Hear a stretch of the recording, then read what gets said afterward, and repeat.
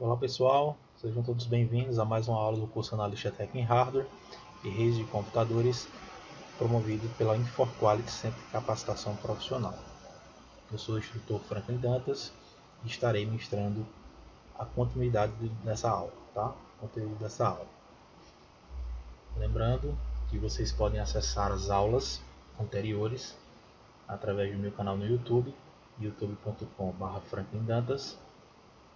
Vocês também podem acessar as aulas através da nossa plataforma de aprendizagem virtual, o SAIC, através do endereço inforqualitycg.tk, certo? E também vale salientar que após essa aula estará disponível um exercício para que vocês façam, certo? Esse exercício está valendo nota, tá certo? Então o exercício também vai estar disponível lá na nossa plataforma, no site. Então verifiquem aí se os seus cadastros estão ok, seus logins estão ok, para que vocês possam ter acesso a esse conteúdo. Então, na nossa última aula a gente falou alguns conceitos sobre cabeamento, equipamentos de redes passivos, né, que são aqueles equipamentos onde eles não tratam diretamente a informação, não manipulam, não processam a informação, simplesmente repassam a informação.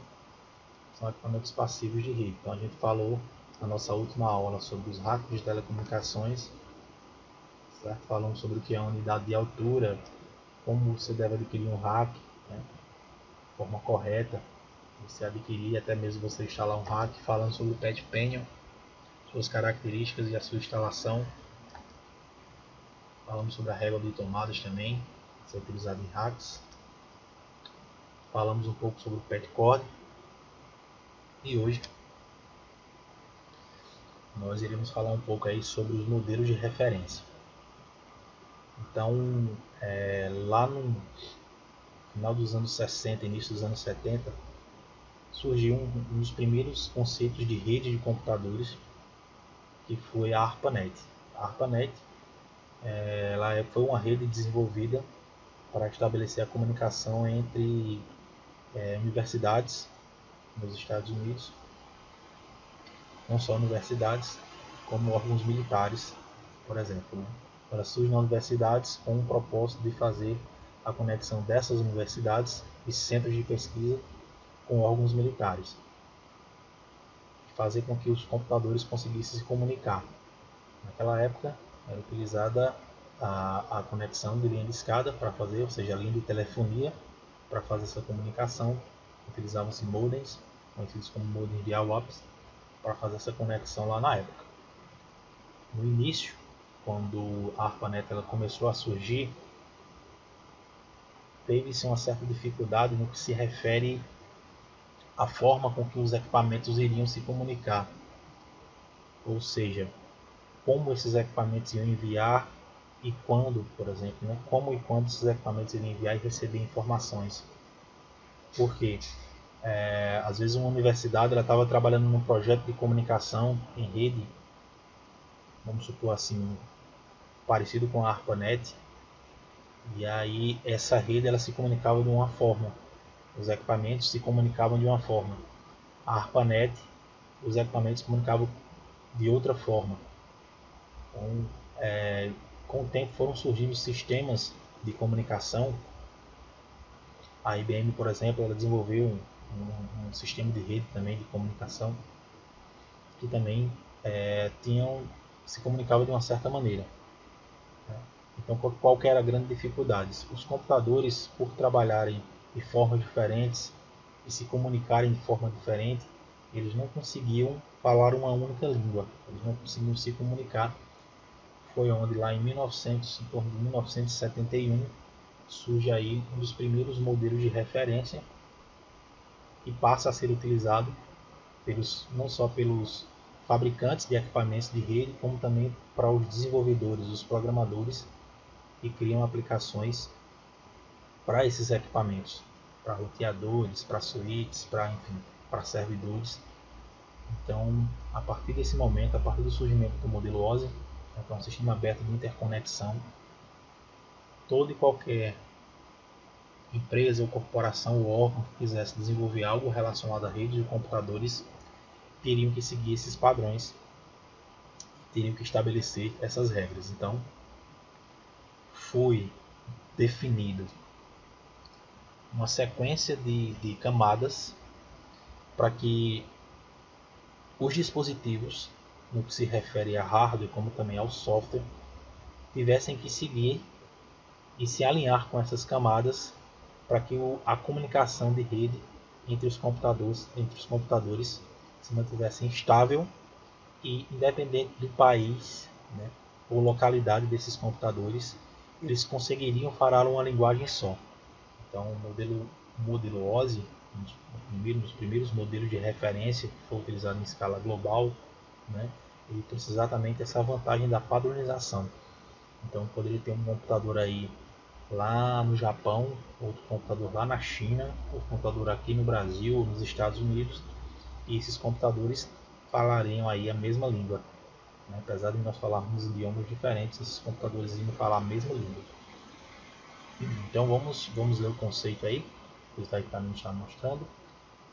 Trata-se de uma arquitetura modelo que divide as redes de computadores em 7 camadas. Cada protocolo realiza a inserção de uma funcionalidade assinalada a uma camada específica. Utilizando o modelo OSI, é possível realizar a comunicação entre máquinas distintas e definir diretivas genéricas para a elaboração de redes de computadores independente da tecnologia utilizada.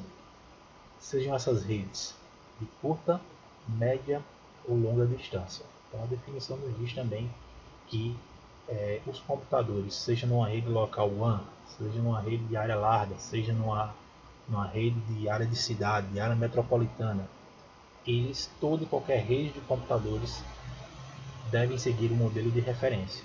Certo? Devem ter como base em seu funcionamento o modelo de referência, que inicialmente era o modelo OSI, né? Ele começa como sendo a referência inicial, mas a gente vai ver que houveram algumas modificações desse modelo de referência inicial, e hoje, por exemplo, a internet ela se comunica com outro modelo de referência, que é o chamado modelo TCP/IP, que nada mais é do que um resumo e uma simplificação das camadas aí do modelo OSI. Tá? Então o modelo OSI ele é constituído de 7 camadas. Você tem aí a camada física,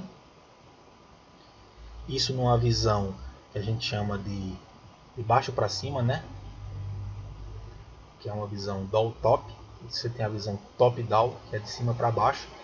Então você vai ter aí livros que trabalham explicando essas camadas, da camada 7 até a camada 1, e você tem livros que explicam esse modelo de referência começando da camada 1 até a camada 7. Tá?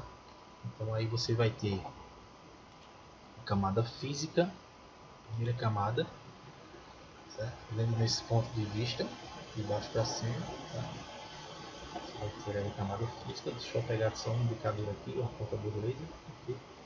Você vai ter a camada física, em seguida você vai ter a camada de enlace, você vai ter a camada de rede, camada de transporte, camada de seção, apresentação e aplicação. Essas aí são as 7 camadas aí do modelo de referência OSI. Tá? Então a grande vantagem de você ter um modelo de 100 camadas é que as camadas elas podem trabalhar de forma independente, fazerem funções específicas e nem às vezes nem entender o que uma outra camada inferior ou superior faz. Ela tem que fazer a função dela e passar o que ela fez para a camada de cima, que vai ter a sua função, e assim uma informação quando sai de um computador ele vai descer, certo? Vai descer essas camadas, e quando a informação entra no computador por meio de uma placa de rede, por exemplo, ele vai subir essas camadas. Tá? Então não precisa, a camada de baixo ela não precisa saber necessariamente o que a camada de cima faz, ou a camada de cima não precisa saber como a de baixo trabalha com a informação. Cada um faz a sua função e vai passando camada a camada até que esse pacote ele seja destinado, né, ele vá para o seu destino, certo? Da origem vai para o seu destino. Então, Coloquei aqui um quadro branco para facilitar aí as nossas explicações. Como a aula EAD é um pouco diferente da aula presencial, às vezes eu precisava colocar algum exemplo no quadro, acabava que aqui eu não tinha essa opção de ter o quadro branco. E aí eu estou adaptando meus slides também para que a gente consiga discutir também no quadro, como se fosse uma espécie de quadro branco aqui. Então aqui eu vou trazer alguns exemplos, tá? Então o primeiro ponto que vocês podem observar esse mapa dos Estados Unidos, né? E aí você tem as conexões aí que representa a ARPANET, né? Que foi aquela rede lá do final dos anos 60, início dos anos 70, que deu início à internet, né? e as redes de computadores, a internet do que ela é hoje. Então tudo isso surgiu aí na ARPANET. Essa comunicação que inicialmente era para órgãos científicos, órgãos públicos, órgãos de educação e órgãos militares, órgãos públicos, não, órgãos militares do governo americano. Então essa rede interligava essas instituições, e à medida foi essa estrutura ela foi crescendo e dando origem a outras redes, e aí nós temos o conceito que a gente tem hoje de internet. Tá? Então o modelo de referência OSI ele surge exatamente para que, por exemplo, um desenvolvedor, né, ele consiga ter uma referência para poder desenvolver alguma aplicação para a rede, algum programa que vai trabalhar, que deve fazer uma comunicação em rede. Então esse programa ele vai ter que atuar em todas as camadas do modelo OSI. Então o programador ele vai ter que preparar esse aplicativo para se comunicar através das camadas, entendendo a linguagem de cada camada e o que cada camada faz. Então isso vai ser uma referência para ele, como também o hardware. Então se o cara vai desenvolver um hardware, um roteador, uma placa de rede, qualquer coisa do tipo, ele tem que fazer com que o hardware seja compatível com o software, né? Que obviamente o software é compatível com o modelo OSI. Então cada camada vai ter uma sequência de rotinas que eu preciso fazer, né? Um algoritmo. Na realidade o modelo OSI, cada camada ali na realidade é um algoritmo, ou seja, como vai ser manipulada a informação. Tá? Então o programador ele cria um código aí para cada camada, tá? Ele cria um códigozinho para cada camada, ou seja, quando a informação chega naquela camada, o que é que deve acontecer, e os dispositivos de hardware são preparados para trabalhar interpretando e manipulando os dados dessa camada. Então, como a gente sabe, né, definição de hardware e software, né? O hardware é a parte física, né, e o software é a parte lógica. Então o hardware vai determinar e esse cara vai fazer, esse cara vai executar o que foi pré-definido aqui, né? Foi pré-definido aí pelos programadores. Então, sem o modelo OSI, esse programador, se trabalhasse numa empresa, vamos supor aqui, a Microsoft, esse cara ia desenvolver um modelo de referência para os computadores da Microsoft se comunicarem em rede. Aí eu vou trabalhar na Apple, então vou ter outro modelo de referência para os computadores da Apple se comunicarem. E se eu quisesse comunicar computadores da Apple com computadores da Microsoft, já que eles se comunicam através de modelos de referência diferentes, através de protocolos diferentes. Então já tem um grande problema. Então por isso surge um modelo de referência mundial aí, que é o modelo OSI, né? E as empresas passaram a seguir esse modelo para poder fazer os seus aplicativos de rede de comunicação, como também os seus dispositivos de comunicação de hardware. Ok? Bom, então a gente vai falar um pouquinho aí sobre as camadas do modelo, certo? Começando aí pela primeira camada, que é a camada de aplicação. Então a camada de aplicação ela provê interface com o usuário, as aplicações. Então essa é a camada que a gente fala que é a camada que está mais próxima do usuário. Então é nessa camada, por exemplo, que o usuário que recebe, podemos dizer assim, que recebe os comandos do usuário quando ele está usando alguma aplicação de rede. Uma aplicação de rede, por exemplo, pode ser um navegador internet. Quando essa pessoa está com o Firefox aberto, aquele Firefox é uma aplicação de rede que faz exatamente a comunicação, permite a navegação na internet, e esse navegador ele se comunica, né, exatamente aí com essa camada de aplicação.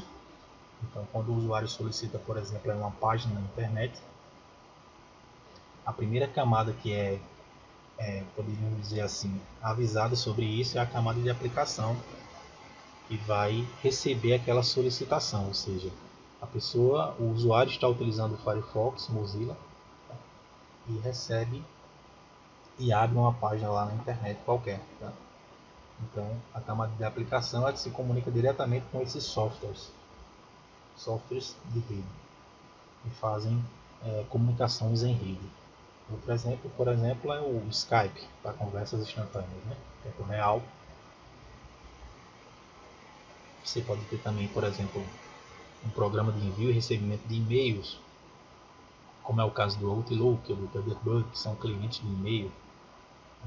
Então, aqui em cima, essas aplicações, certo? Elas irão conversar aqui com a camada de aplicação, informando o que o usuário solicitou ou jogando para a aplicação o retorno dessa solicitação que o usuário pediu.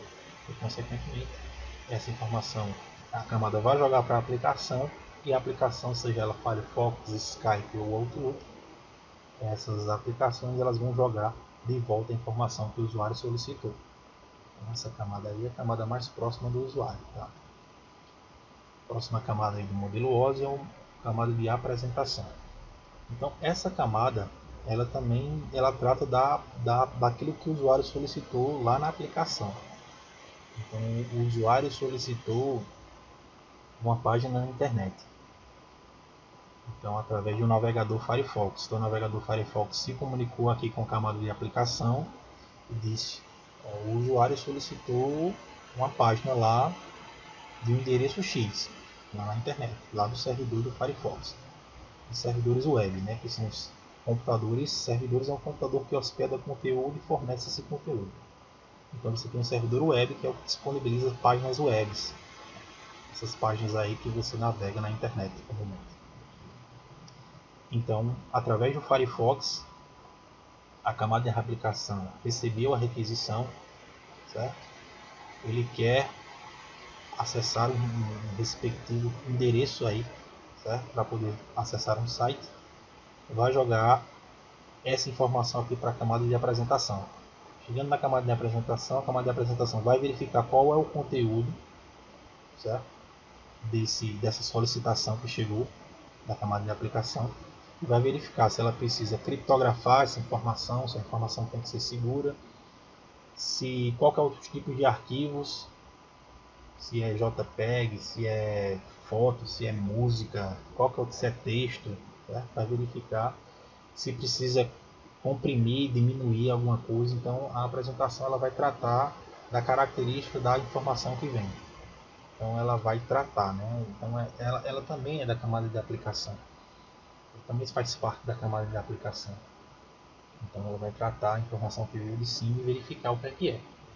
Se precisa comprimir, criptografar, qual é o tipo de arquivo que está dentro daquela informação. Então, essa é a responsabilidade da camada de apresentação. Chega-se à camada de sessão. Camada 5 aí do modelo OSI. O que a camada de sessão faz? Gerencia a comunicação entre processos. Por que isso aqui é importante? Porque eu posso, por exemplo, ter aqui rodando uma aba do Firefox no site globo.com. Isso aí que foi um processo que foi criado. Acesse globo.com. Então é criado um processo. Esse processo vai acessar a página lá no servidor da globo.com e vai trazer a página para mim. Então tudo isso é um processo que é responsável por iniciar esse processo e finalizar. Então eu tenho que iniciar o processo de solicitação.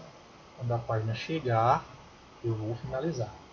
Por exemplo, quando eu tenho duas abas abertas, uma aba aberta no globo.com, outra aba aberta no youtube.com, então eu tenho dois processos. Tá? Então a camada de sessão ela vai fazer exatamente isso. Quando você tiver muitos processos aqui, né, ela vai gerenciar a qual processo aquela informação pertence. Tá? Então, eu tenho um processo aqui do Skype, eu tenho um processo do Google Chrome, eu tenho um processo aqui do Outlook. Todas essas aplicações de rede têm vários processos, às vezes na mesma janela na aba do navegador, tem várias abas e aberto o navegador posso ter vários processos ali rodando. Então a camada de seção ela vai exatamente certificar qual é o processo correto. Então quando a informação chegar aqui, ela vai saber exatamente qual que é o processo correto, porque ela vai estabelecer a seção entre o processo desse lado e o processo do outro lado. Então quando esse processo que sai daqui chega lá do outro lado na camada de seção, a camada de seção do outro lado vai saber e vai enviar aquela informação para o processo que está aberto. Então é processo a processo. A camada de seção é importante para gerenciar esses processos, senão eu poderia pegar, por exemplo, uma requisição aqui e enviar para algum que eu não solicitei, algum processo que esteja aguardando aqui que eu não solicitei. Então a camada de seção ela gerencia a comunicação entre os processos que são criados. Então o que é um processo? Toda vez que você abre uma página na internet, uma aba na internet, você abre um Skype, uma conversa instantânea, né? Tudo aquilo ali é um processo. Certo? Camada de transporte. Comunicação confiável ou não e define as portas. Uma das maiores, das camadas mais importantes aqui do modelo OSI, sem sombra de dúvida, aqui é a camada de transporte. Primeiro, porque ela, além de estabelecer a comunicação entre os dois pontos, ela vai certificar que aquela informação vai chegar lá do outro lado. Então, na camada de transporte atuam alguns protocolos, né? Então, são algoritmos que vão rodar aqui dentro da camada, certo? Rotinas que vão rodar aqui dentro da camada. Então nós temos dois protocolos, um protocolo chamado TCP e um protocolo chamado UDP, alguns dos protocolos que rodam aqui na camada de transporte. Mas o importante da camada de transporte aqui é o seguinte, um dos pontos extremamente importantes dela, ela define as portas lógicas de comunicação. O que é uma porta? Uma porta, nesse ponto de vista aqui, é uma identificação, certo? Da onde aquele processo foi iniciado e para onde vai aquele processo. Tá? Então, a camada de transporte ela é responsável por definir uma porta de origem e uma porta de destino, certo? Para quê? Para que quando aquela informação chegar aqui, através da porta de origem, eu vou saber de onde ela saiu, e através da porta de destino, eu vou saber para onde ela vai, certo? Então, uma das funções dos protocolos que trabalham nessas camadas aqui é exatamente definir as portas lógicas para saber qual é o processo correto que eu vou entregar aqui para a camada de seção. A camada de seção vai estar gerenciando esses processos, vai jogar para a camada de cima até chegar lá no usuário que solicitou. Um pouco mais à frente a gente vai fazer uma animação onde a gente vai entender isso um pouco melhor. Então, um dos pontos mais importantes aqui é a definição de portas de origem e portas de destino. E aqui você vai ter duas formas de você tratar da informação, de você manipular a informação. Como eu falei para vocês, aqui vocês têm dois algoritmos. Uma rotina, né? Um algoritmo chamado, um protocolo chamado TCP, e você tem uma rotina de protocolo chamado UDP. Então essa comunicação aqui ela pode ser confiável ou não. Então, essa é a única camada onde eu consigo se comunicar com a outra diretamente. Então imaginemos aqui que eu tenho outra placa de rede aqui do outro lado, certo? E no outro lado aqui eu vou ter essas mesmas camadas, porque trabalham todos no modelo OSI e eles têm que, por padrão, obedecer às mesmas regras. Então nesse caso aqui, a informação aqui ela sai da camada de transporte, certo? Só que a camada de transporte, se for um protocolo de comunicação confiável, ele precisa saber primeiro, eu não vou jogar o pacote com a informação para o outro lado. Eu vou estabelecer uma conexão com o outro lado, verificar se esse pacote chega do outro lado, se eu consigo uma comunicação do outro lado, vou esperar uma resposta de comunicação. Se eu receber essa resposta, eu envio o meu dado. Então existe um protocolo que vai fazer isso, certo? Então é um protocolo aí que é orientado à conexão. Então ele precisa estabelecer essa comunicação para poder enviar o dado, como também receber respostas se a informação chegou. Caso a informação não chegue, ele envia aquela mesma informação novamente até que ele obtenha uma resposta. Esse protocolo que trabalha na camada de transporte é o protocolo TCP. Existe um outro protocolo de transporte também, que é um protocolo fim a fim, ou seja, se comunica dessa placa com outra placa. Então a única camada que faz isso é a camada de transporte, uma das camadas, é a camada de transporte, comunicação fim a fim. Eu posso ter um protocolo UDP. O protocolo UDP faz o quê? Ele envia a informação para o outro lado, né? Chega para o outro lado aqui, mas ele não procura saber se a informação realmente chegou. Tá? Então ele não é orientado à conexão. Então tem a origem, preciso se comunicar com você, o cara vai dizer, tá ok, ele vai enviar a informação, mas ele não vai saber se a informação de fato chegou, ele não se preocupa com isso, ele não se preocupa, por exemplo, também com a integridade. Às vezes a informação ela pode chegar lá segmentada, fragmentada, tá? Por pedaços. Às vezes você pode ter, por exemplo, vários processos rodando e eu ter fragmentos de um dado de processos diferentes. Então, vamos supor aqui que eu pedi um processo, o processo era muito grande, esse dado foi descendo na camada, quando ele chega aqui na camada de transporte, ela é segmentada, ela é dividida em outros, vamos dizer assim, subprocessos. Mas quando chegar do outro lado, a camada de transporte ela tem que juntar os processos na ordem correta. Para quando ele passar para a camada de sessão, a informação está íntegra, sem nenhum tipo de alteração. Coisas que não acontecem com o protocolo DP. Ele não se importa se a informação vai chegar e não se importa se a informação está chegando na ordem correta. Ele simplesmente vai enviando a informação. Porém, é um protocolo muito mais rápido com relação ao protocolo TCP. Tá? Camada de rede. Então, a camada de rede ela é responsável aí, define e gerencia o endereço lógico do IP. Então, enquanto a camada de transporte ela define as portas de origem e de destino da aplicação, né? A camada de rede ela define, né? Ela coloca lá no cabeçalho dessa informação o IP de origem dessa informação e o IP do destino.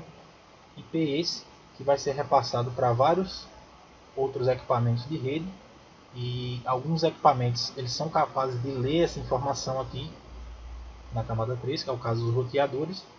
Então os roteadores leem essa informação, verificam no cabeçalho dessa camada o endereço IP de origem, verifica se o destino, ou seja, essa informação é para ele, ou seja, se coincide com o endereço lógico dele. Caso não, ele repassa essa informação para o próximo salto, certo? Então, o endereçamento IP define aí o IP de origem da informação. O que é o IP, gente? O IP a gente vai falar na aula, o IP é um endereçamento. É um protocolo, né, que define o endereçamento dos pacotes, certo? Uma rede. Um endereçamento lógico. Um endereçamento, por exemplo, que você pode atribuir, que você pode alterar, certo? Então, esse endereço, quando um processo sai daqui, ele tem um endereço de origem e tem o seu endereço de destino. Então, aquele processo vai ser entregue ao endereço de destino. Consequentemente, vai ter uma porta também. Então, vai ter um IP e uma porta. Em redes de computadores é o que chama de socket, que é a junção do IP com uma porta que vai definir, de fato, a identificação daquele processo, para onde eu vou mandar aquele processo. Mas aí, como eu falei, é algo bem mais avançado. A questão de socket foge um pouco aí da realidade do nosso curso, que é um curso apenas aí de introdução à rede de computadores, né?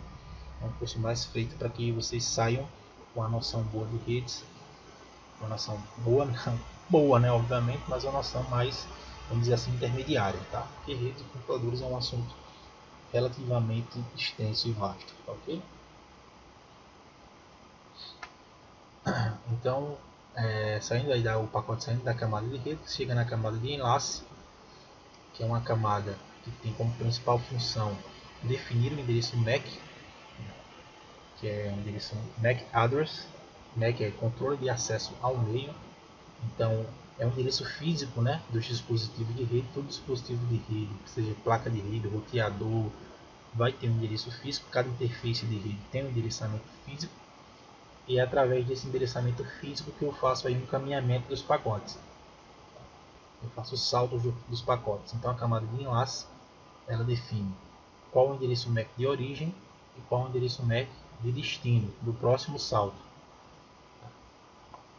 Então, por exemplo, eu recebi aqui um IP de origem e IP de destino. Esse endereço que eu recebi aqui é um endereço lógico, certo? Tem uma característica, é o IP. Pode ser IPv4 ou IPv6. Aqui eu tenho o endereço MAC. Tá? O endereço MAC é endereço físico. Toda placa de rede vai ter um, ele não é alterável. Cada interface de rede vai ter um endereço físico. Então, qual que é a funcionalidade do MAC? Do MAC address. Então é o seguinte, quando esse pacote sair daqui, eu vou dizer que o MAC de origem é dessa placa de rede, e o MAC de destino será o MAC de destino do meu próximo salto. Então vamos supor que essa aqui seja a minha placa de rede e eu vou sair para a internet. Certo? Então quando eu for sair para a internet, eu vou sair por meio de um roteador. Então meu próximo salto é um roteador. Então o meu pacote vai sair daqui, certo? Vai chegar lá no roteador, então o roteador vai ler esse pacote, aí vai verificar assim, ó, o MAC de origem é o computador, a placa de rede, o MAC de destino sou eu, aí ele sobe uma camada, tudo bem, sou eu, sobe mais uma camada. Aí ele vai verificar o IP de destino que ele solicitou é o IP dele, o IP de origem, perdão, é o IP dele, mas o IP de destino não sou eu. O que eu vou fazer? Eu vou passar para frente o pacote, porque se não bater aqui o IP lógico eu não posso. Esse não é meu IP lógico, ele está solicitando o IP, eu vou jogar para a rede para ver se esse pacote chega ao seu destino. Então ele vai jogar para um equipamento que esteja mais próximo a ele, um dos roteadores da operadora da internet, por exemplo. Esse pacote chega lá no roteador, o roteador aqui da residência já vai fazer o seguinte, ele vai colocar ele como sendo o MAC de origem e o próximo salto o MAC de destino. Esse pacote chega lá no roteador, o roteador da internet vai verificar se é para ele ou não, vai verificar o IP, e nesse caso, os roteadores, como são mais inteligentes, eles conseguem descobrir o melhor caminho com base no endereçamento IP, ou seja, eles vão ver qual foi o endereço que foi solicitado, o endereço lógico que foi solicitado, e vão fazer com que aquele pacote chegue ao seu destino através do melhor caminho. E os roteadores são equipamentos que conseguem trabalhar aí na camada 3, no modelo OSI. Eles conseguem trabalhar com endereço lógico, certo? Conseguem enxergar redes aí, sobre redes, enfim. Por fim, você tem aí outra camada, que é a camada física, né? É a camada aí responsável pelos meios e modos de transmissão dos equipamentos. Então, você definiu aqui porta de origem, você trabalhou com a aplicação aqui em cima, né, nessas primeiras 3 camadas, você recebeu a aplicação, você identificou o que é que era, você organizou as sessões aqui para não misturar o que as aplicações estão solicitando. Você tem que transportar agora esse conteúdo, então você tem protocolos para fazer o transporte, que vão gerenciar esses processos através de portas, para saber, para que eles saibam qual que é o processo que eles vão entregar. Certo? E aí você tem porta de origem, porta de destino, então você joga para cá, você vai ter endereço de origem, endereço lógico de origem, destino, desce mais uma camada, você vai ter aí MAC de origem, MAC de destino, e a informação ela está pronta para ser transferida. Tá? Só que eu preciso saber como é que eu vou transferir essa informação. Então a camada física é que vai definir isso. Por quê? Como nós sabemos, numa rede, nós podemos transferir informação através de sinais elétricos. Nós podemos transferir essa informação através da luz, com a fibra ótica. Nós podemos transferir essa informação através de ondas eletromagnéticas. Então, essa camada física aqui, ela vai pegar todas essas informações que vieram daqui, todos esses processos, transformar em bits, em 0 e 1, que na realidade vão ser sinais elétricos, né? E esses sinais elétricos vão ser preparados para serem transmitidos por algum meio. Então, como eu falei para vocês, por um cabo de rede, UTP, por um cabo de fibra ótica, por uma onda wireless através de antenas, né? Então a camada física é que vai se responsabilizar por isso. Então a camada de enlace não precisa saber se o sinal é de luz, se o sinal é wireless, se é uma onda eletromagnética, não. Ele só tem que fazer a função dele, que é definir MAC de origem e destino, passa para a camada física, e a camada física vai tratar desse sinal e vai preparar esse sinal para que possa ser transmitido pelo meio físico e pelos equipamentos. Certo? Quando chegar na outra ponta, a camada física vai pegar esses sinais, vai fazer o inverso, vai converter aqui de bits para as aplicações, né, para os processos que tem que ser feito, para os dados, e aí cada camada vai fazendo a sua função. A gente chama esse processo de desencapsulamento. Quando a informação está descendo na camada, a gente chama isso de encapsulamento. Quando a informação está subindo na camada, a gente chama isso aí de desencapsulamento, certo? Até que aquele processo que o usuário solicitou lá no Firefox chegue para ele. Então, observem aí a grande importância que você tem quando se tem um modelo de referência. Cada camada, né, do modelo de referência vai tratar a informação e vai ter a sua funcionalidade dentro do funcionamento de uma rede de computadores, tá? Então, isso refere-se ao modelo OSI. Porém, o modelo OSI ele é um modelo de referência. Isso não quer dizer que todos os fabricantes vão utilizar o modelo OSI, mas eles têm que ter o modelo OSI como referência, por exemplo, para criar outros modelos, ou até mesmo aperfeiçoar o modelo OSI. O que aconteceu aí com o modelo que é utilizado hoje em dia pelas redes de computadores, pela internet, por exemplo, que é o modelo TCP/IP. Então, apesar do modelo OSI ser a referência para as redes e toda a sua nomenclatura, a arquitetura TCP/IP é a que foi realmente implementada e está em uso até os dias de hoje, tanto em redes internas, as redes locais, as LAN, né, como na internet. A arquitetura TCP/IP é composta por apenas 4 camadas, formando a pilha de estrutura do protocolo, sendo que na prática as camadas 5, 6 e 7 do modelo OSI foram mescladas para formar a camada de aplicação TCP/IP. Então vocês observam aqui a comparação que nós temos entre o modelo TCP/IP e as camadas que nós já conhecemos, 7 camadas do modelo OSI: física, enlace, rede, transporte, sessão, apresentação e aplicação. A primeira diferença que a gente nota aqui é que a gente pegou essas 3 funcionalidades das camadas do modelo OSI: aplicação, apresentação e sessão, e criou uma camada só, já que essas camadas elas vão tratar da aplicação, ou seja, da comunicação com a aplicação, com o Firefox, com o Mozilla, que é a mesma coisa, com o Skype, com o Outlook, né? Vamos tratar aí do gerenciamento das aplicações, das informações que estão vindo pelas aplicações. Então você tem uma camada, 3 camadas subdivididas. No modelo TCP/IP a gente já coloca uma camada só que faz as 3 funções que a gente explicou aí anteriormente. Tá? As 3 funções que a gente explicou anteriormente. A camada de transporte continua sendo a mesma camada, né? Trabalhando com os protocolos de transporte, definindo as portas. A camada de rede aqui, que é responsável pelo endereçamento IP, tá? Ela passa a se chamar agora camada de internet. Não tem nada a ver com internet é de interconexão de redes interconectadas na realidade, redes interconectadas.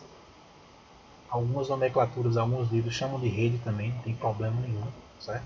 Mas tem a mesma função aqui, que é a função de endereçamento lógico. E aqui você tem uma camada só, que é a camada de acesso à rede, que envolve protocolos não só da camada de enlace, como também da camada física, certo?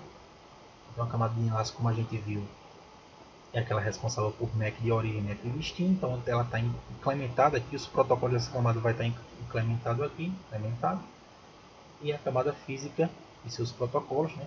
A camada física aí que prepara os sinais, as informações que eu recebi aqui, transforma em sinais binários, né? Esses sinais vão ser aí transferidos por ondas elétricas ou luz, ou enfim, através de um cabo elétrico também. Então essas 2 camadas nesse modelo de referência passam a ser uma só. Muitas nomenclaturas fazem o que? Não dividem essa camada de acesso à rede. Você pega, por exemplo, aí um Tannenbaum da vida, o que ele faz? Ele corta essa camada aqui, certo? Em 2, deixando esse modelo de referência TCP/IP com 5 camadas, que eu acho até mais interessante para facilitar o entendimento, porque você acaba confundindo muito essa camada de acesso à rede. Tá? Então você vai encontrar nomenclaturas ou literaturas onde o modelo TCP/IP ele vai ter 5 camadas, mas em sua proposta o modelo TCP/IP ele tem 4 camadas, nesse caso aqui, tá certo? Eu prefiro, como eu falei, eu prefiro a questão dele utilizar aqui 5 camadas. Você diferenciar aqui. Aqui não, as aplicações, essas camadas fazem basicamente a mesma coisa. Não diria a mesma coisa, mas elas tratam aplicações, gerenciam o que as aplicações solicitaram aqui. E aqui não. Aqui você tem a camada de enlace que faz uma função e a camada de física que faz uma função totalmente diferente. Né? Vai preparar a informação para ser transmitida. Então, eu gosto mais do modelo que a gente chama de modelo TCP/IP genérico, tá certo? Mas lembrando que a gente esquece agora um pouco no modelo OSI, tá? A gente esquece aí o modelo OSI e a gente vai dar um foco maior agora e o nosso conteúdo a partir de agora vai ser baseado no modelo TCP/IP, tá?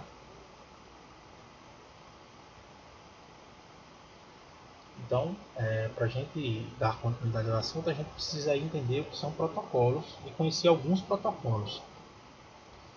Então, o que são protocolos? Protocolos são regras que você deve seguir, certo?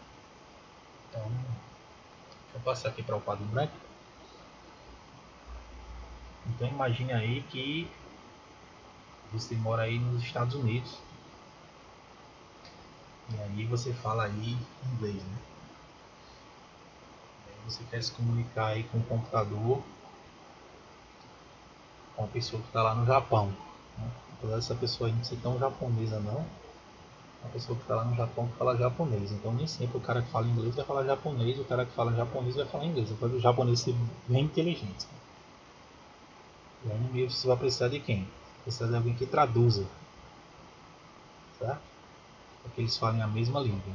Tá? Então é aí exatamente onde entram os protocolos. Os protocolos eles vão facilitar a comunicação. Certo?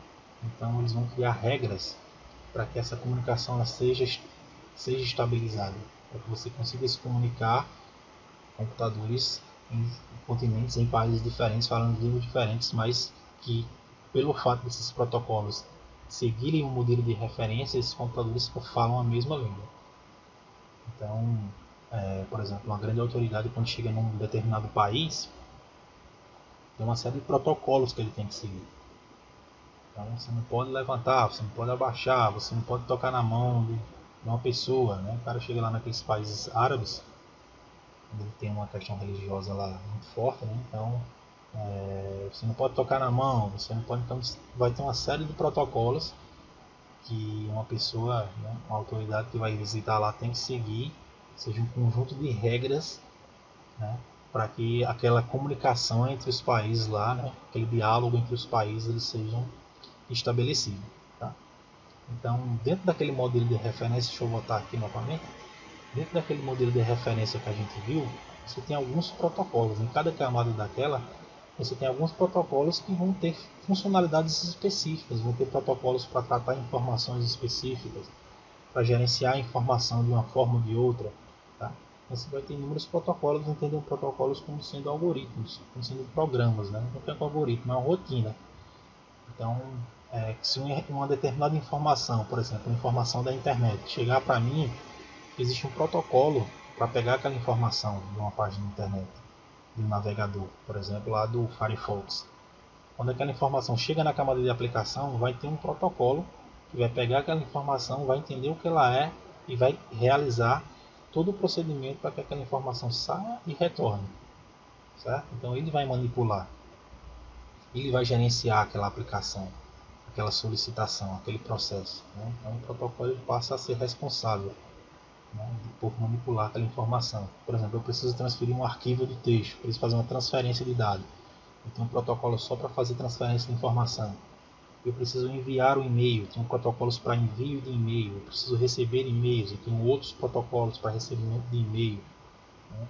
Então, aquelas camadas que a gente viu lá, né, aquelas várias camadas lá, nós podemos ter ali alguns protocolos que vão trabalhar ali naquelas camadas, fazendo as funções específicas, obviamente, cada um fazendo a sua função, né, para que, obviamente, a comunicação de rede ela possa acontecer da forma mais diversa possível, ou seja, eu possa ter uma mensagem instantânea de comunicação, eu posso ter videoconferência, eu posso ter envio de e-mail, envio de arquivo. Então são aplicações distintas, são tarefas distintas que vão requerer aplicações distintas, mas os protocolos estão aí exatamente para gerenciar essa distinção, né, e fazer com que a comunicação seja estabelecida.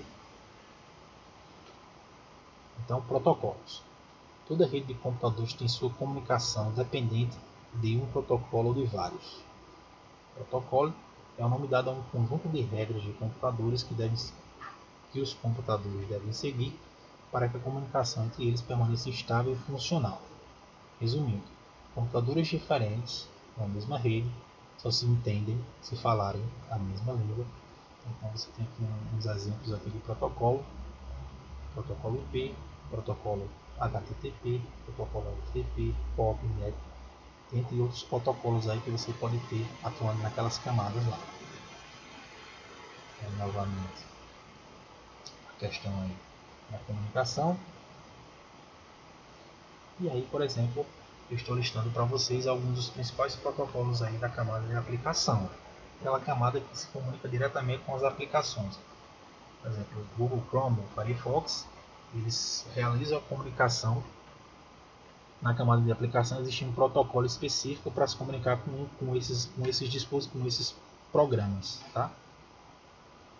Com essas aplicações. Um deles aí é o HTTPS. Na verdade, a gente falar um pouco lá antes de ter organizado isso aqui, o HTTP vem primeiro, né? O HTTP, Hypertext Transfer Protocol, responsável pela transferência de hipertexto que possibilita as leituras das páginas da internet. Então, você pega uma página daquela internet, ela tem vários textos, animações, várias coisas, então existe um protocolo específico só para rodar, para gerenciar essa informação, tá? Então, se uma aplicação solicita uma página, pode observar que tem lá http://google.com. Então, quando eu estou colocando lá http estou dizendo que aquela comunicação é uma comunicação que vai ser fora do meu computador para outro computador, vai ser na web, e que eu vou utilizar o protocolo HTTP para poder fazer aquela requisição para mim, tá?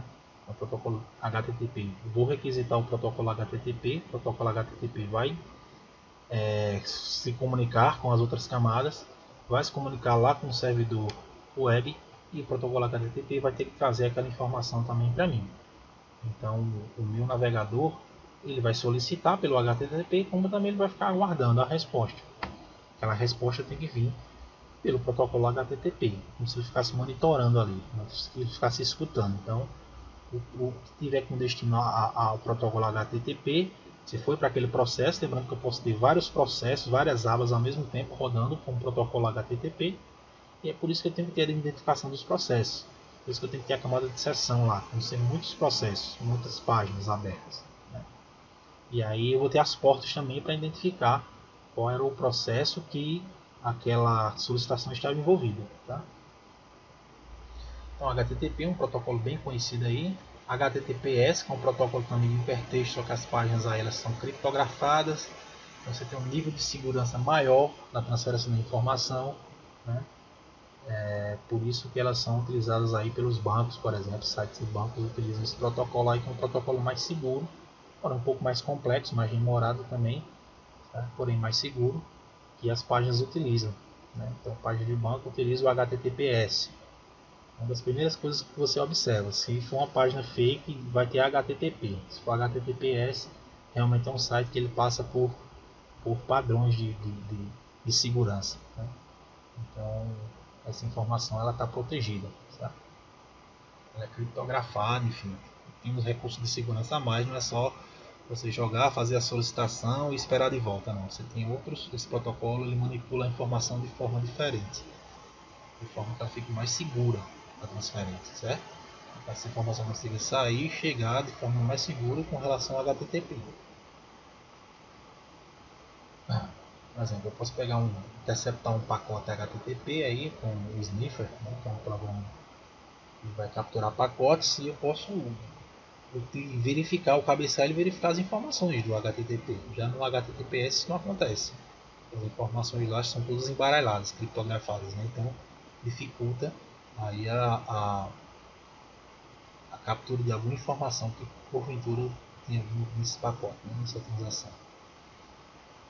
Então, outro protocolo bem conhecido da camada de aplicação é o FTP, File Transfer Protocol, que é para transferência de arquivos.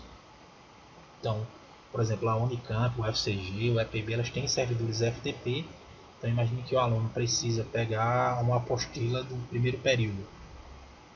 Eu não quero disponibilizar isso por e-mail. Eu posso criar um servidor FTP, armazenar isso lá. E o cliente, através o usuário, através do aluno, né, através de um cliente FTP, como por exemplo o FileZilla, ele pode chegar e pode requisitar essa informação, certo? Essa informação ela vem rapidamente, porque lá a única finalidade desse protocolo é a transferência de arquivo, então não tem nenhuma burocracia. Eu clicar e o arquivo baixar rapidamente, não preciso clicar, pedir autorização, pedir login. Em alguns casos, no caso do FTP, posso colocar para que a pessoa coloque senha para poder acessar o servidor, tem umas configurações, mas é uma transferência de arquivo rápida, né? Então, geralmente quando você está baixando aqueles drives, por exemplo, lá da HP, da internet, você está baixando aqueles em servidores de arquivos, servidores FTP, né? Então você clica, aqueles servidores vão estar sempre disponíveis com aqueles arquivos ali para que você possa fazer o download, né? Então existe um protocolo só para gerenciar essa transferência de arquivos, que é o protocolo FTP. SMTP, Simple Mail Transfer Protocol, usado para envio de mensagens de rede, ou seja, para você enviar e-mails, certo? Através de uma aplicação de envio de e-mails, como é o caso do Outlook ou do Thunderbird. E o POP, que é um dos, você tem um app também, POP, que é um protocolo utilizado para receber os e-mails, certo? Então, numa transferência por e-mail, você tem um SMTP que vai ser responsável por enviar o e-mail, certo? E você tem o POP, que é o responsável por receber esse e-mail. Então, quando o protocolo sai, quando o e-mail sai, um protocolo é responsável, quando esse e-mail chega, o outro protocolo é o responsável. Eu tenho um IMAP agora, né, que faz as duas funções, né, envia quanto recebe, certo? Protocolo mais moderno aí. Então, gente, tem outros protocolos também, isso aqui são alguns protocolos aí da camada de aplicação, tá? Protocolo da camada de transporte. Lembrando que aqui a gente já está considerando o modelo TCP/IP, ok, gente? Nós estamos considerando aqui o modelo TCP/IP. Protocolo da camada de transporte. Então aí você vai ter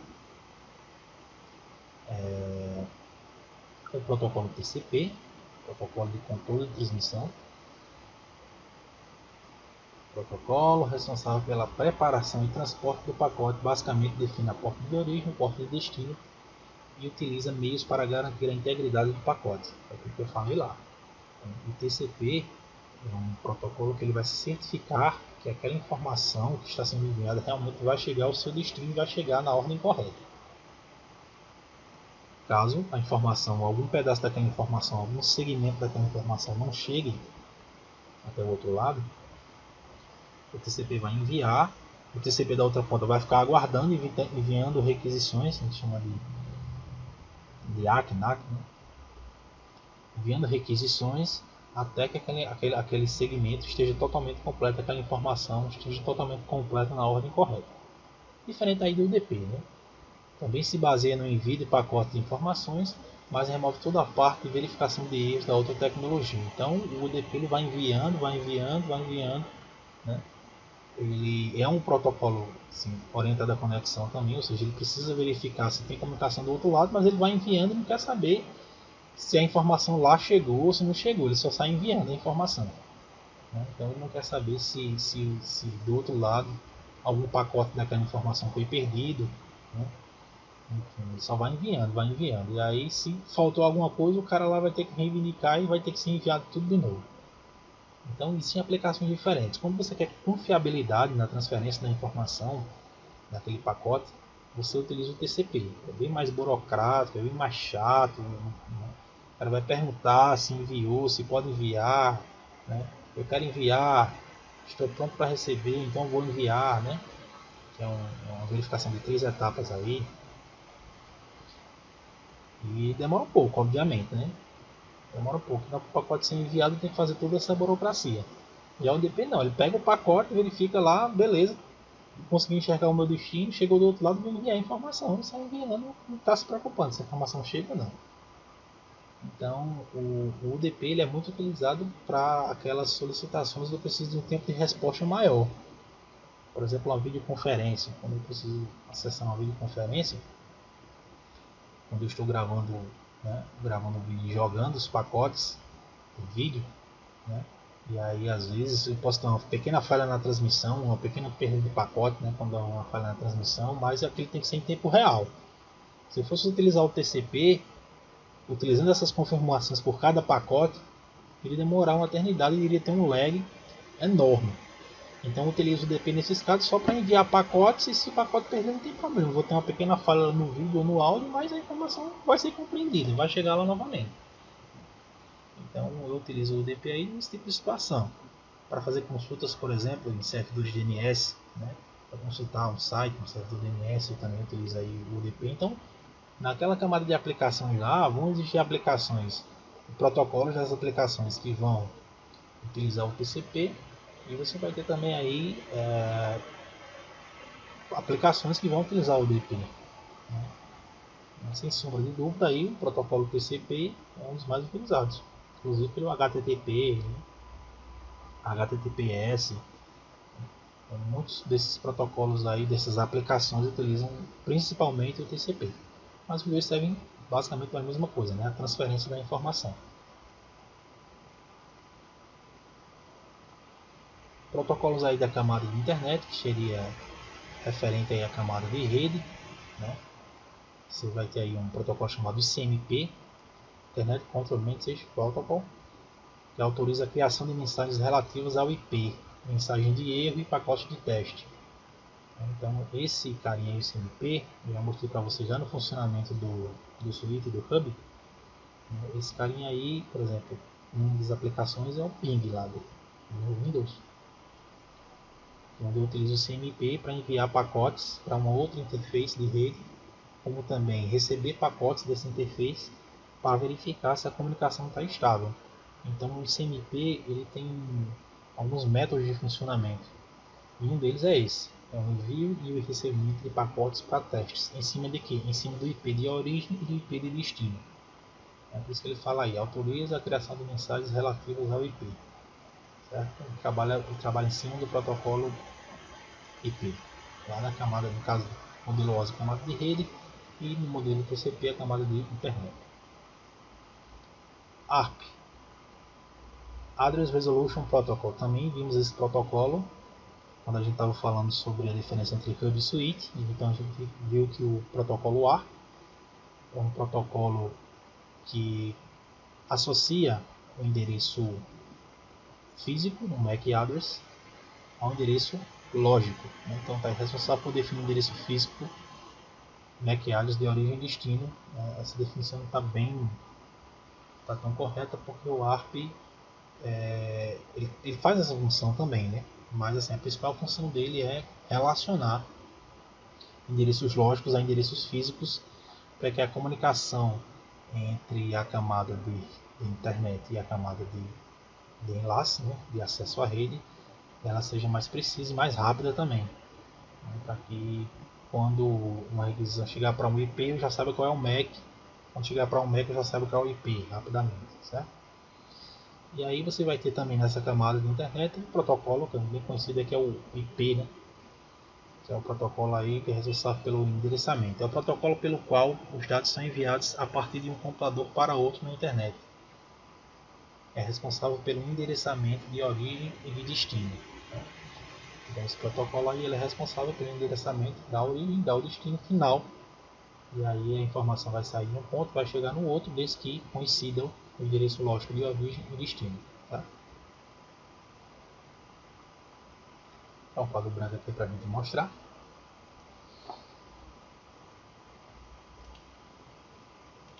Então aqui vocês vão ter aqui as aplicações rodando, né?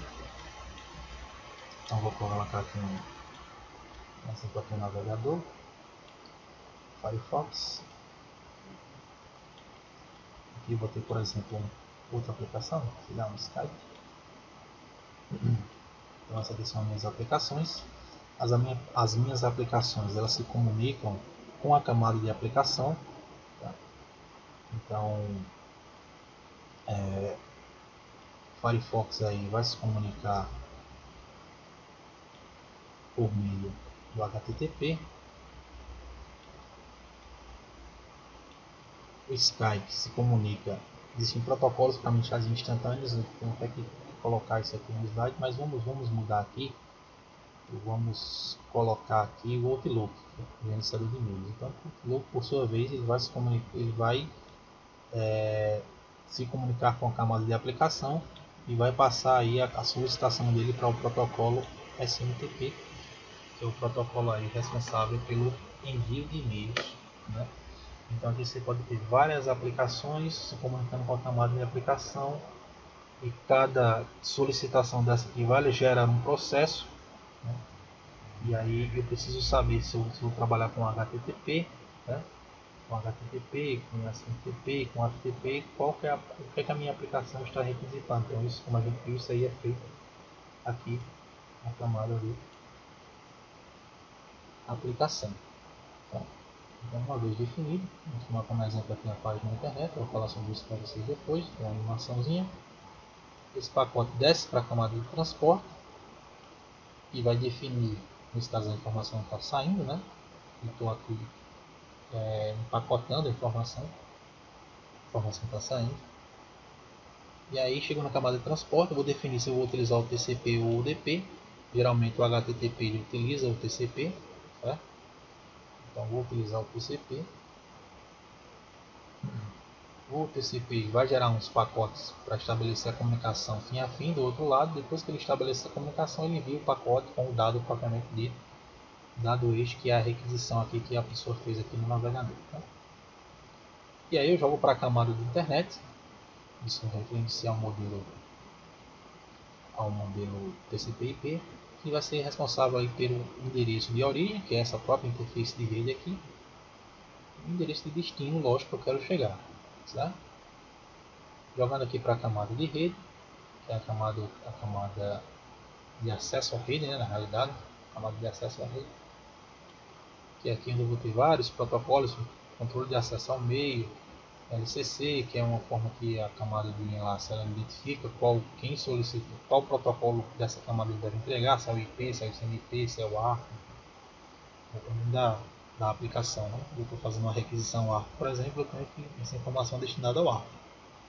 Já quando eu não conheço nenhum ARP, nenhum MAC da minha rede, né? Então eu preciso utilizar o protocolo ARP para descobrir os MACs da minha rede. Eu estou lá na parte de switch, tá?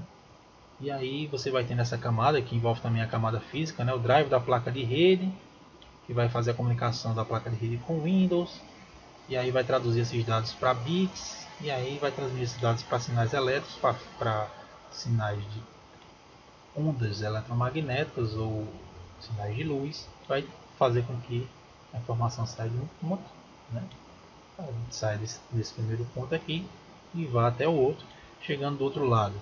A informação vai passar por essa camada, certo? Aqui eu vou ver se é um MAC de origem, MAC de destino. Ah, tudo bem, é o meu MAC de origem, é o MAC de destino. Joga para a camada de cima, chegou para a camada de cima, vou ver se é o IP de origem. E se eu sou IP de destino, eu sou o IP de destino, então passa para cima. Isso já do ponto de vista dessa placa de rede aqui, certo? Passa para cima.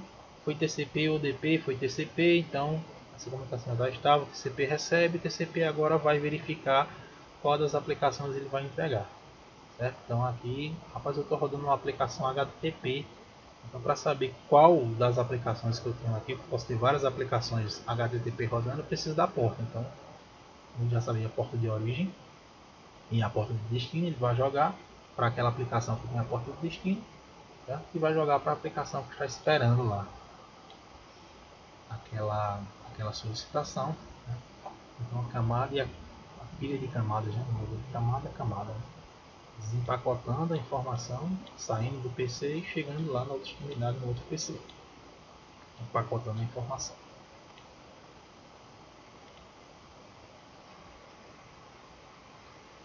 Então as portas que a gente já falou, né? Então o IP serve para identificar de maneira única um conjunto, um computador na rede, enquanto o número de porta indica a aplicação a qual se destinam os dados. Desta maneira, quando o computador recebe informações destinadas a uma porta, os dados são enviados para o aplicativo correspondente. Cada número de porta é um número de 16 bits, na faixa que vai de 0 a 65.535. Tá? Então, como eu posso ter vários protocolos rodando, e cada protocolo desse pode ter vários processos abertos, no caso de um navegador, que é o exemplo mais simples, você pode ter aí várias abas abertas, né? Vários processos abertos, e cada processo daquele ali vai receber uma porta que vai identificar ele. Tá? Então, não só na origem, como também no seu destino lá. Quando aquele processo chega novamente para finalizar, eu vou saber através da porta que ele está utilizando que aquele processo, que aquele dado que está chegando, perdão, para aquele respectivo processo. Certo? Então, as portas elas utilizam 16 bits de dados para fazer a representação, certo? Onde se eu pegar 2, a base 2 elevado aí a 16, perdoe aí, gente, eu estou fazendo no mouse aqui, está muito complicado. 2 elevado a 16, eu vou ter exatamente isso aqui. Tá? Então são 65.535 possibilidades de endereçamento de portas disponíveis. E aí você vai ter o que a gente chama de portas baixas, que são portas que vão de 0 a 1023, são 1024 portas, as primeiras começando do zero, né? As primeiras 1024 portas, elas são portas destinadas a serviços fundamentais para o funcionamento de rede. Geralmente elas são reservadas, então são chamadas portas baixas. Você pode ver o exemplo aqui, por exemplo, ó, o FTP ele utiliza a porta 21. Então quando houver lá na camada de aplicação, deixa eu guardar isso aqui que tá lá na camada de aplicação, certo? Quando uma aplicação se comunicar pela porta 21, quem vai estar escutando a porta 21 é o protocolo FTP, que é o protocolo responsável por enviar esse arquivo. E quando o arquivo chegar de volta, ele vai ser responsável por enviar por jogar, devolver, né? É muito forte. Devolver aí para a aplicação, certo? Porta 25, por exemplo, SMTP, que é o envio de e-mails, né? Envio de e-mails. Olha aqui o HTTP. O HTTP ele recebe as requisições aqui na porta 80, certo? Recebe as requisições aqui na porta 80. POP na porta 110, IMAP 143. HTTPS, as requisições são na porta 433. Então as portas são por onde as aplicações solicitam, né? As demandas, né? Então, no próprio texto em cima lá diz: o IP serve para identificar de maneira única um computador na rede, enquanto que o número da porta indica a aplicação a qual se destinam os dados. Desta maneira, quando o computador recebe informações destinadas a uma porta, os dados são enviados para o aplicativo correspondente. Cada número de porta é um número de 16 bits na faixa de 0 a 65.535, certo? Ou 36 nesse caso, né? Porque eu começo a contar do 0, 65.536. Vamos fazer uma apresentação aqui, uma animação, para que a gente consiga entender muito melhor esse contexto aqui. Então, eu tenho uma imagem aqui, que é do DOS, certo? E aí eu tenho o Netstat, que é uma aplicação aí, que é Netstat, status da rede, né? E eu dou nesse caso aí no DOS, eu dou um Netstat -B, -N-B, que vai me mostrar aí as aplicações, né? Então se eu dar só um Netstat, ele só me mostra as comunicações de IP que estão acontecendo, né, entre as aplicações da minha máquina. Naquele momento, se eu tiver com o navegador aberto, por exemplo, ele vai mostrar o IP de origem, que é a minha máquina, e o IP de destino. Quando eu coloco o netstat "-n", "-b", ele vai me mostrar mais informações.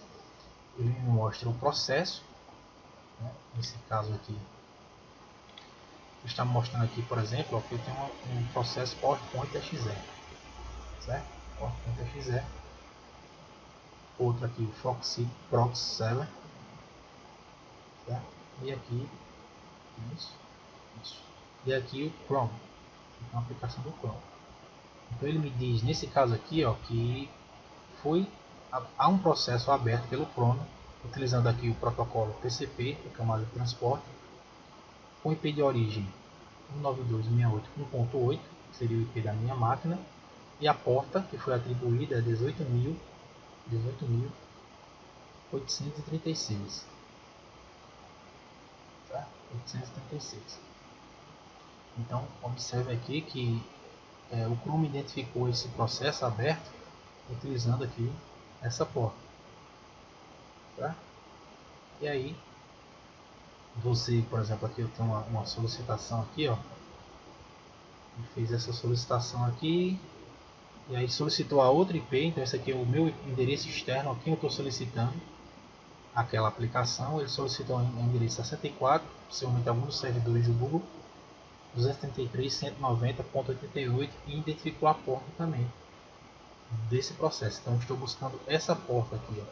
Então, quando essa informação chegar lá do outro lado, nesse IP, essa porta vai dizer qual é a aplicação. Então vai ter uma aplicação lá que vai estar esperando por esse pacote rodando nessa porta. Um exemplo mais claro é esse daqui, ó. 92, pronto, aqui embaixo. TCP 192.168.1.8 foi gerado para mim uma porta dinâmica. Por quê? Quando a aplicação, porque eu posso ter várias abas, aí mas a minha porta que o protocolo HTTP utiliza é a porta 80. Sim, mas essa porta geralmente é utilizada para requisição. Para entender isso. Então, nesse caso aqui, imagine que eu abri um navegador. Então, se eu abrir muitos navegadores, vão ser muitas requisições na porta 80. Então, como é que é feita essa comunicação? Quando, por exemplo, alguém abre uma navegação, uma página na internet, certo? É criado o que a gente chama de socket, que é o IP de origem, e para aquela aplicação é criada uma porta aleatória, só para identificar esse processo. Então, 92.168.1.8, 19.536. Observe que você tem várias portas diferentes. Então, o que é isso? Está dizendo que são processos diferentes. Certo? Então, o processo de origem, geralmente, ele é criado com uma porta aleatória. Mas, o meu destino foi o quê? Eu estou, por exemplo, www.globesport.com. Então, estou solicitando uma página de internet. Então, foi gerado aqui, foi criada para mim um cabeçalho HTTP solicitando essa página. Então, essa página vai para um endereço que eu solicitei.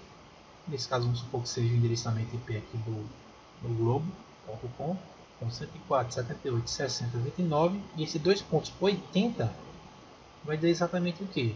Vai dizer que essa requisição, quando eu requisitei lá do outro lado, foi para a porta 80. Certo? Então, essa aqui passa a ser a minha porta de origem do meu processo, com a porta de destino do meu processo 80. Ah, tudo bem, então eu tenho que enviar a página de volta. Certo?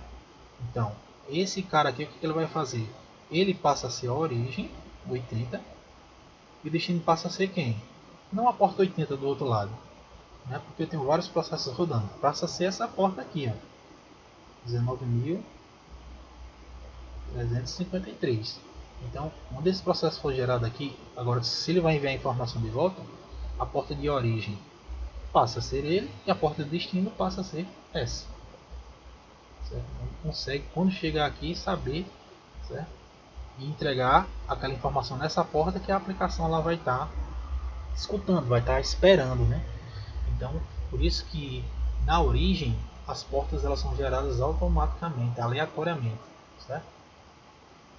E no destino você tem uma porta física, geralmente vai ter um serviço lá, que é o servidor web. Então o servidor web escuta a porta 80. O servidor FTP, como a gente viu lá, escuta a porta 21, né? Servidor SMTP escuta a porta 25, e assim você vai ter os servidores aí que vão fornecer essas informações. Para que vocês entendessem isso aí um pouco na prática. Obviamente, se abrir muita janela, vai ter muita janela dessa aberta aí, que serão muitos processos, e vai ficar até difícil para me visualizar. Então observa aí, o protocolo TCP, aí o socket, né, que é o IP de origem, e a porta, certo? De origem, e aí o meu destino. Eu estou fazendo a requisição para esse IP, o 64.233, aquele processo, né, fez essa requisição, 64.233.190.88 na porta 5228. Chegou lá, essa porta aqui vai enxergar. E aí, se o servidor tiver que se comunicar com o meu PC, o que ele vai fazer? Ele passa a ser a origem, né? E o meu PC passa a ser o destino naquela porta ali. Certo? Então, por mais que o IP seja o mesmo, as portas elas vão diferenciar para onde o processo vai. Estava dizendo lá no slide anterior. Certo? Então, esse quadro ele representa bem aí as camadas, né, do modelo TCP/IP. Então, na primeira camada aqui, né, você vai ter a camada de física, né, a camada do enlace. E aqui você tem a sua rede, muitas redes, então a interconexão aqui entre as redes, certo? Seja ela por meio físico, por encaminhamento de pacotes, que é feito pelo MEC, né? E aqui você tem um endereçamento lógico, né? Então, uma vez que o pacote vai chegar na sua rede, então ela pode vir da internet, ela pode vir da LAN, ou ela pode vir de outras LANs e WANs, não sei. Vamos considerar que ela veio de outra máquina da sua rede, né? Então essa informação chega aqui, né? Quando chegou aqui, eu vou definir se esse MAC aqui é o meu MAC, destino da informação. Se for, passo para a camada de cima, de endereçamento, onde eu vou verificar se aquele pacote é para mim, ou seja, o endereço lógico, o endereço IP de destino é o meu. Se for, eu vou jogar para cima. Aqui eu vou ter que definir se aquela informação, dependendo da requisição, ela veio por TCP, se ela veio por UDP. Se veio por TCP, eu jogo essa informação para o pacote TCP. O pacote TCP vai ter esses protocolos aqui, ó, subordinados a ele, certo? E aqui o protocolo TCP vai dizer o que? Eu tenho o meu IP de destino é 192.168.10.2 TCP. Aí eu joguei para cá. A imagem anterior representa bem isso, né? Então quando chegar aqui eu vou dizer 92.68.2.10. Qual é a porta? A porta é a porta 80. Então, ou uma porta dinâmica daquela que foi gerada. Né? Então esse protocolo vem para o HTTP, né? Ou para uma aplicação que vai estar escutando aqui, certo? Então não esqueçam disso. Quando geralmente uma aplicação é criada, é gerada uma porta aleatória para ela, ela vai buscar um destino num servidor que geralmente vai ter essas portas fixas, certo? Então, essas portas elas podem mudar, mas os protocolos vão servir aqui de identificação, certo? Vão servir de identificação. Apesar das portas serem aleatórias, eles vão saber para quem entregar aqui, certo? Porque as aplicações, as portas vão definir isso, tá certo?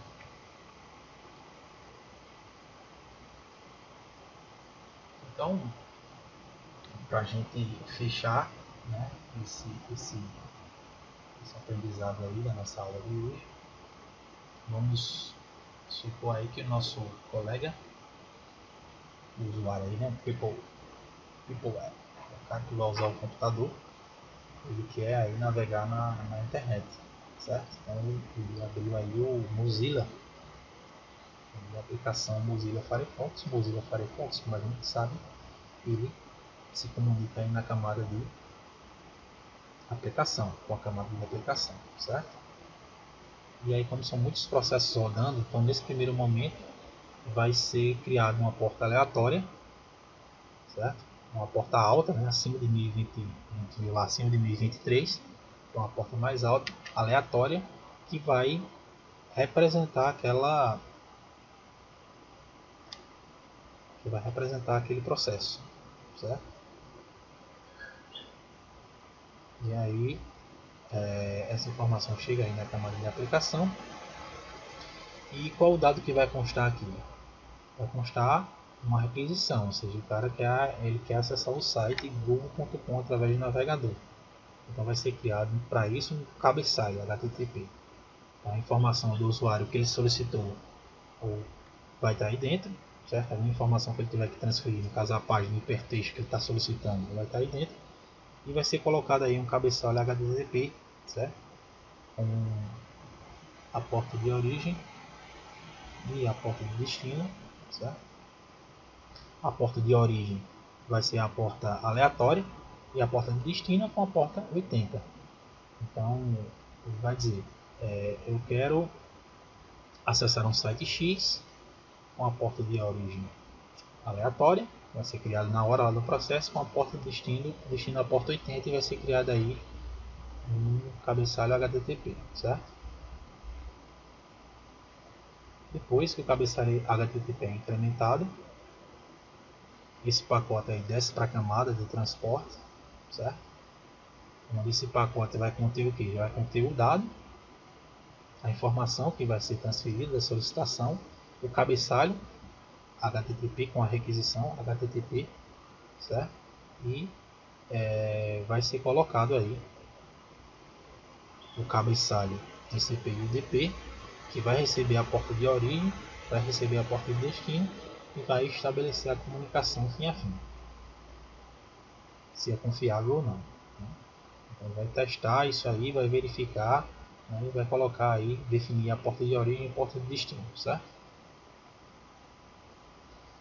Descemos aí para a camada de internet, a camada de rede, vai estar aí o dado do usuário, já vai ter aí o cabeçalho HTTP, vai ter o cabeçalho UDP e suas informações, e agora recebe um cabeçalho IP que vai conter aí basicamente as informações do IP de origem e IP de destino. Então, cabeçalho HTTP é o que a aplicação solicitou, na realidade. Por exemplo, solicitei uma página através da aplicação Chrome, né? Aí o cabeçalho TCP e UDP vai definir as portas de origem e destino, na realidade seria essa, certo? E o cabeçalho IP vai definir aí o IP de origem e o IP de destino, IP lógico, tá? Descendo mais uma camada, chegamos aí à camada de rede, né, que é a camada de acesso à rede, na realidade. Você vai ter o dado, você vai ter o cabeçalho HTTP e suas informações, você vai ter o cabeçalho TCP e UDP, né? Vai ter o cabeçalho IP e vou adicionar aí o cabeçalho MAC. Tem outras informações, eu estou simplificando para vocês, que vai definir o MAC de origem e o MAC de destino para realizar o encaminhamento das informações. E aí o meu pacote ele é preparado, certo? E aí vai para a camada física, obviamente, né, que faz parte da camada de enlace, vai para a camada física e não sei se vai ser transportado por sinal de luz, sinal elétrico, onda eletromagnética, que vai definir isso aí a camada física, certo? Então meu pacote sai, né, vai passar aí por alguns equipamentos de rede, por outros roteadores, até chegar lá na interface de destino. O pacote chega na minha interface de destino, primeira camada que vai receber lá na outra interface lá. Nesse caso eu fiz uma solicitação de página da web, então eu preciso acessar aí o servidor web, porta de destino 80. Está aí o meu dado, né, que é o conteúdo que eu tenho. Nesse primeiro momento não vai ter nada que eu estou solicitando, né, na realidade. Eu tenho meu cabeçalho HTTP dizendo as características, onde é que é o meu servidor, qual é o arquivo que eu quero, qual o navegador que eu estou utilizando. Então na internet tem esses cabeçalhos aí. Cabeçalho TCP e UDP, cabeçalho IP, então cabeçalho MAC. Então o pacote chega naquela interface, primeira coisa que eu vou fazer é o seguinte, o MAC de origem foi o meu último equipamento quando esse pacote passou, e o MAC de destino sou eu, então ele vai conferir, o MAC de destino realmente é para mim. Então vou pegar esse pacote e vou jogar para a camada de cima, porque bateu o MAC. Chegando na camada de internet, eu vou ler o cabeçalho IP, a camada de internet faz a leitura do cabeçalho IP e vai ver. O MAC de origem é o MAC X. O MAC de destino é o meu. Realmente o MAC de destino é o meu. Então, se o MAC de destino é o meu, vou aceitar o pacote, vou tirar o cabeçalho e vou jogar o pacote para cima. Certo? O pacote chegando em cima aí, eu chego aí na camada de transporte. Então aí eu vou ter o dado, vou ter o dado, vou ter o cabeçalho HTTP, né? E vou ter aí o cabeçalho TCP e o DP. Chegando aí nesse cabeçalho, ele vai verificar qual é a porta de origem e qual é a porta de destino. Nesse caso, a porta de origem foi criada lá nesse pacote, foi criada aleatoriamente, e a porta de destino será a porta 80, certo? E aí eu chego na camada de aplicação com o meu dado, basicamente o meu dado é isso aí, no cabeçalho HTTP é uma requisição da página. Chegando essa solicitação aí eu tiro e solicito aí no meu servidor uma página que vai estar no endereço, lá no diretório específico dentro desse servidor, né? Eu quero, por exemplo, globo.com barra alguma coisa, então cada barra daquela lá é um diretório diferente dentro do servidor web. E aí o que acontece agora? O seu servidor vai responder a sua requisição, né? Então vai enviar a página para o usuário lá que solicitou. Então, HTTP, ele vai colocar o endereço da página da internet. Dentro do dado ele vai colocar todas as fotos e imagens que a página possa ter. E no cabeçalho ele vai referenciar quem pediu, para onde vai, por qual navegador tem que abrir, esse tipo de coisa, se é pelo Explorer, se é pelo Chrome. E agora dentro de dado vai as fotos do site, enfim, vai todos, são uma figura, são imagem do site. Lembrando que um site daquele às vezes pode ter várias requisições dessas aí, certo? Então a informação vai descer, vai para a camada de transporte, certo? Que vai colocar o cabeçalho dela. Então você vai ter aí a porta de origem, que passa a ser a porta 80 do servidor web, e a porta de destino, que é a porta do processo que foi aberto lá, que está devolvendo a requisição, tá?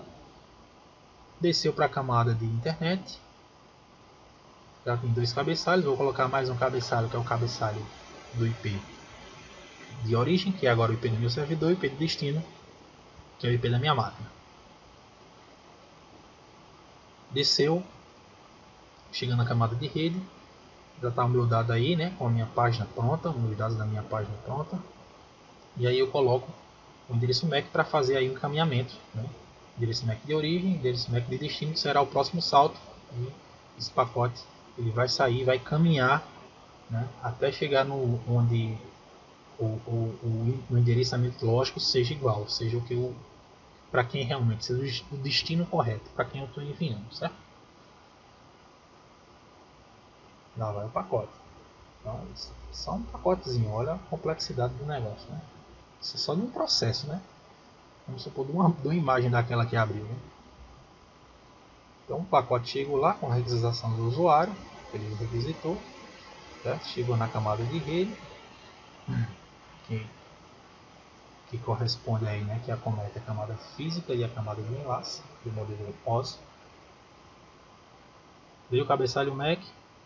MAC de origem era o equipamento anterior, a interface anterior que esse pacote passou. O MAC de destino sou eu, beleza, sou eu, show. Eu jogo para cima. Cheguei na camada de internet. O IP de origem é lá do servidor, lá, o IP de destino sou eu mesmo, show de bola, o pacote é para mim, jogo para cima. Porta de origem, porta de destino. Então a porta de destino aqui vai ser aquela porta aleatória que foi criada lá no início do processo. A porta de origem é a porta 80, que é um pacote que vem lá do servidor do outro lado. Então aqui eu vou definir o IP, né? O cabeçalho IP, ele fica o IP, e a porta vai definir o processo, né? O número da porta. Então o TCP ele vai entregar para o protocolo que está responsável, que é o cabeçalho HTTP, e aí o meu Firefox Mozilla, o meu navegador, né, ele consegue ler a informação no cabeçalho TCP, aliás, perdão, no cabeçalho HTTP, e aí ele consegue fazer